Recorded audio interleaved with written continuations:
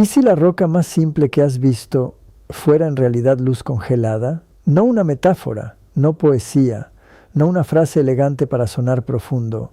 Literalmente luz. Piensa en eso por un segundo. La piedra bajo tus pies, la montaña más antigua de la tierra, tus huesos, tus dientes, tu corazón. Todo eso podría ser simplemente luz atrapada. Y sé lo que estás pensando. Eso suena absurdo, porque una roca se siente sólida, tiene peso.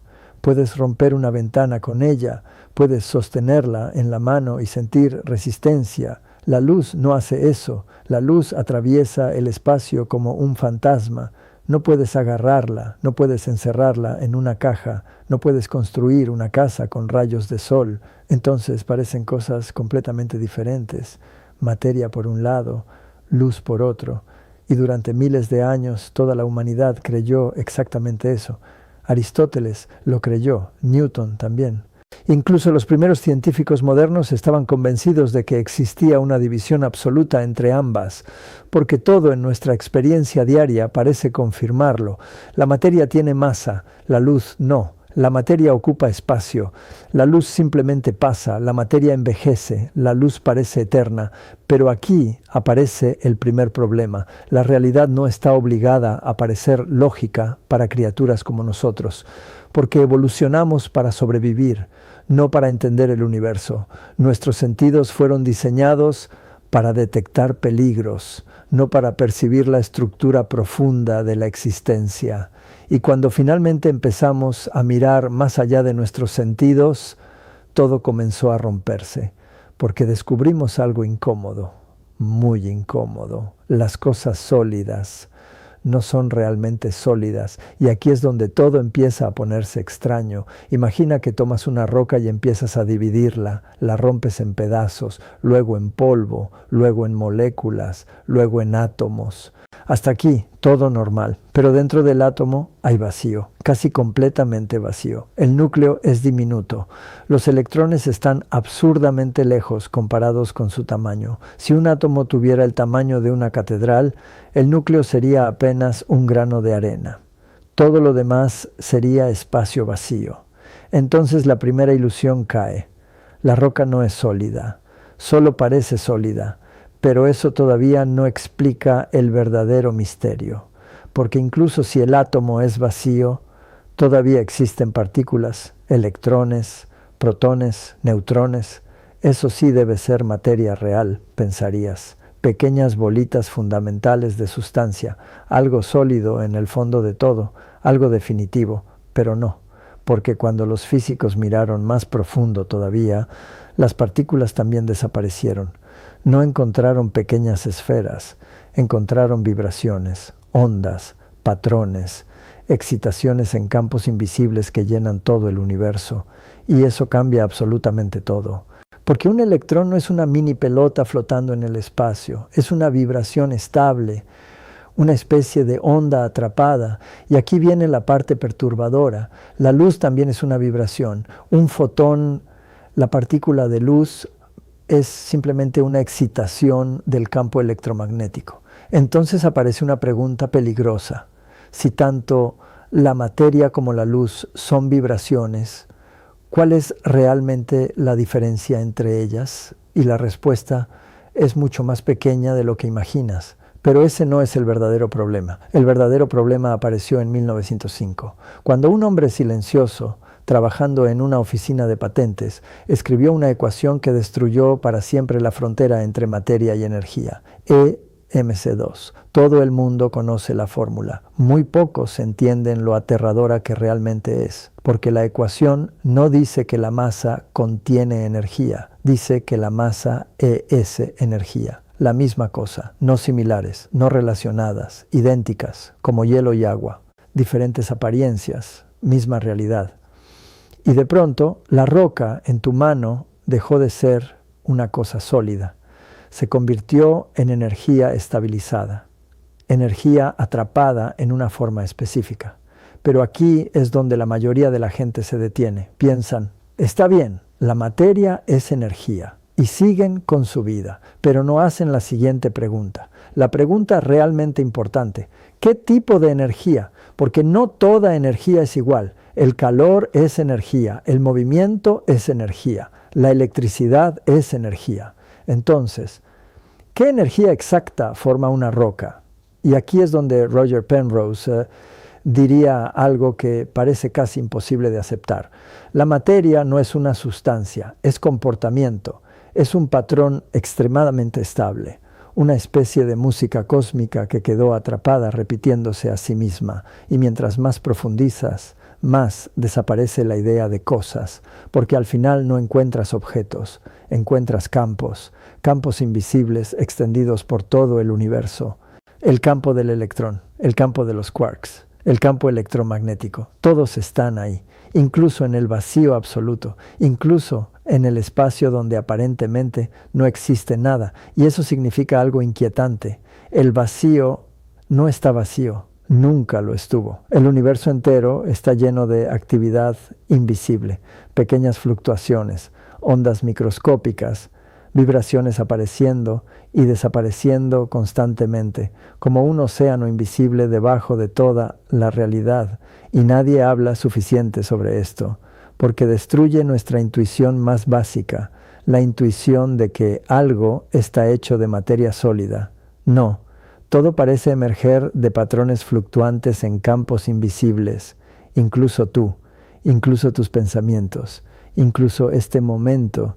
Y aquí es donde las cosas comienzan a volverse realmente incómodas, porque si las partículas son solo vibraciones, entonces una roca y un rayo de luz podrían ser mucho más parecidos de lo que creemos, muchísimo más, tal vez demasiado. Y en el universo primitivo esa diferencia prácticamente no existía, porque hace 13.800 millones de años el universo no tenía rocas, no tenía estrellas, no tenía átomos, ni siquiera existía algo que pudiera llamarse materia en el sentido normal. Todo era luz, o algo tan cercano a la luz, que la diferencia dejaba de importar.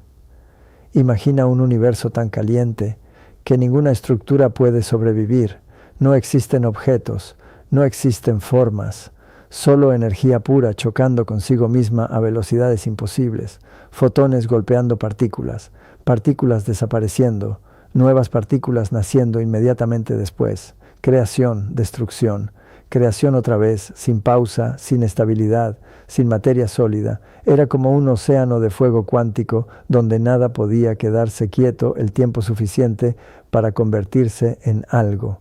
Y aquí aparece el detalle que cambia toda la historia. Bajo condiciones extremas, la luz puede convertirse en materia, no simbólicamente. Literalmente, un fotón con suficiente energía puede transformarse en un electrón y un positrón, materia naciendo directamente de la luz. Y el proceso también funciona al revés. Cuando un electrón encuentra su antipartícula, ambos desaparecen y vuelven a convertirse en fotones, luz otra vez. Esto no es teoría filosófica, lo hacemos en laboratorios, lo hemos visto, lo medimos. El universo permite que la luz se transforme en materia y que la materia vuelva a ser luz, como si ambas fueran simplemente dos estados diferentes de la misma realidad profunda. Y aquí es donde todo empieza a romperse, porque si una puede convertirse perfectamente en la otra, entonces tal vez nunca estuvieron separadas. Tal vez la roca y el rayo de sol siempre fueron la misma cosa usando máscaras distintas. Pero espera, porque aún no hemos llegado a la parte más extraña. La verdadera pregunta es esta: si la materia nació de la luz, ¿por qué sigue existiendo? ¿Por qué el universo no volvió simplemente a convertirse en radiación pura? Porque eso era exactamente lo que debía ocurrir. Cada vez que aparecía una partícula, también aparecía una antipartícula, como reflejos perfectos, materia y antimateria. Y cuando se encontraban, se destruían mutuamente, volvían a convertirse en luz. Así que el universo temprano era casi un equilibrio perfecto. Creación, aniquilación, creación otra vez, una danza infinita. Y si ese equilibrio hubiera permanecido intacto, nada existiría hoy. No habría galaxias, no habría planetas, no habría rocas, no habría ojos capaces de mirar el cosmos. Solo un océano interminable de luz atravesando el vacío. Pero algo ocurrió, algo diminuto, algo que todavía no entendemos completamente. Por cada 1.000 millones de partículas de antimateria, existía una partícula extra de materia. Solo una diferencia absurdamente pequeña, casi nada. Pero esa pequeña asimetría cambió el destino del universo entero.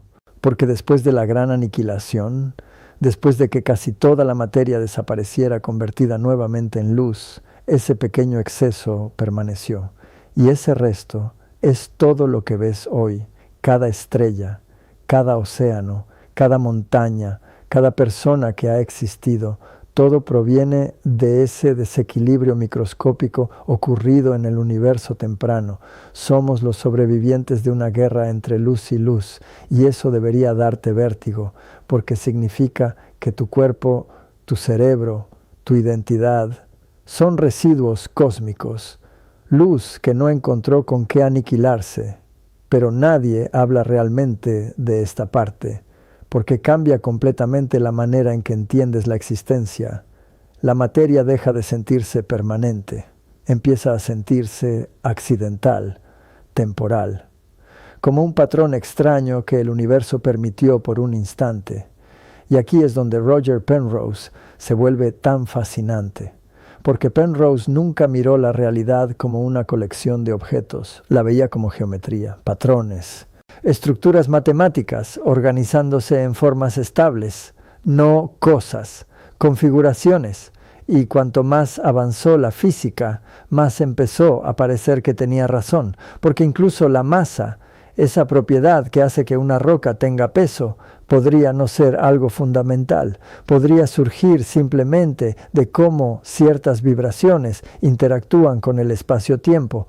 Piensa en una cuerda musical, una cuerda gruesa vibra lentamente, una fina vibra rápido.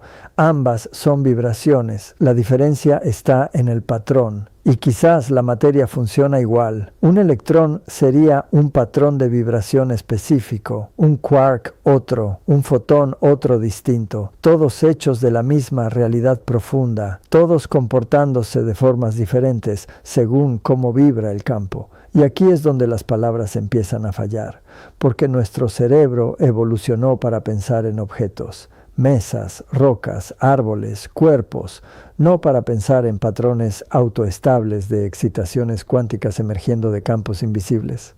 Eso no se siente real, pero las ecuaciones dicen que sí lo es, y lo más perturbador es que funcionan con una precisión absurda, más precisión que cualquier otra teoría creada por la humanidad, como si el universo estuviera susurrándonos algo que nuestra intuición todavía se niega a aceptar. Que las cosas quizás no existen realmente, solo existen relaciones, interacciones, patrones de energía manteniéndose temporalmente unidos. Y aquí aparece otra pregunta inquietante. Si la materia es solo un patrón estable, ¿qué mantiene unido ese patrón? ¿Por qué una roca no se disuelve instantáneamente? ¿Por qué los electrones permanecen existiendo? ¿Por qué todo no colapsa nuevamente en radiación? La respuesta parece simple, pero es profundamente misteriosa. Existen reglas invisibles, leyes de conservación. La carga eléctrica no puede desaparecer. Ciertas propiedades deben permanecer equilibradas. Como si el universo siguiera una especie de contabilidad cósmica perfecta. Nada puede romper esas reglas, o al menos eso creemos, porque aquí es donde aparece una posibilidad aterradora. Tal vez esas leyes no sean eternas, tal vez solo parezcan eternas desde nuestra escala diminuta de tiempo. Algunos físicos creen que incluso los protones, las estructuras aparentemente estables dentro de cada átomo, podrían desintegrarse algún día, no mañana, ni dentro de millones de años, sino después de periodos tan largos que el cerebro humano ni siquiera puede imaginarlos. 10 elevado a 34 años, quizás más. Y si eso ocurre, entonces toda la materia terminará desapareciendo. Las estrellas, los planetas, las rocas, tu cuerpo.